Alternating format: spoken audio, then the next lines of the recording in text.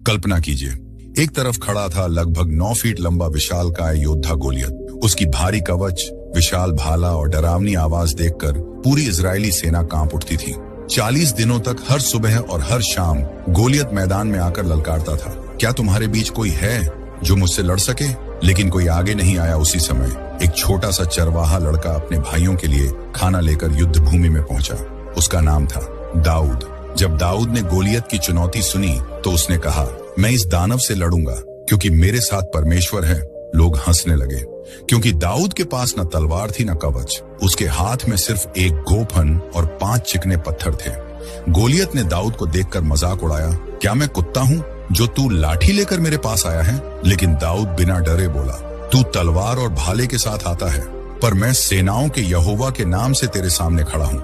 और फिर दाऊद ने अपनी घोंफन घुमाई, एक पत्थर छोड़ा। पत्थर सीधे गोलियत के माथे पर जाकर लगा।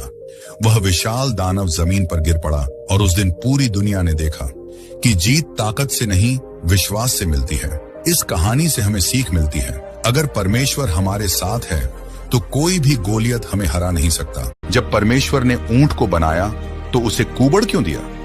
बहुत से लोग ऊंट को देखकर सोचते हैं कि वह एक बहुत अजीब जानवर है। एक बड़ा कुबड़, कम आकर्षक चेहरा और भारी धीमी चाल।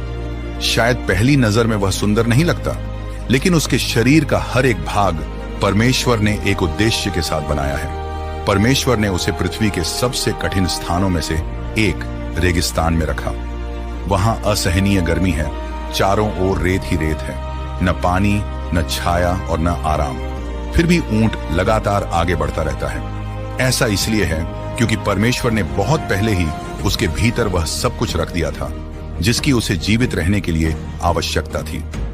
परमेश्वर ने उसे चौड़े पैर दिए ताकि वह रेत में न धंसे। उन्होंने उसे घनी पलकें दी ताकि वह आंधी और रेत का सामना कर सके। और उन्होंने उसे लंबे समय तक बिना संसाधनों के भी धैर्य बनाए रखने की क्षमता दी। यह सब संयोग से नहीं हुआ, और यही बात आप पर भी लागू होती है। आपके सबसे कठिन समय आने से पहले ही परमेश्वर ने आपके भीतर शक्ति, आस्था और आगे बढ़ते रहने की क्षमता रख दी थी। ऊंट किसी नखलिस्तान को देखने के बाद चलना शुरू नहीं करता। वह अपने भीतर की सामर्थ्य पर विश्वास करता है और इसलिए आगे बढ़ता रहता है।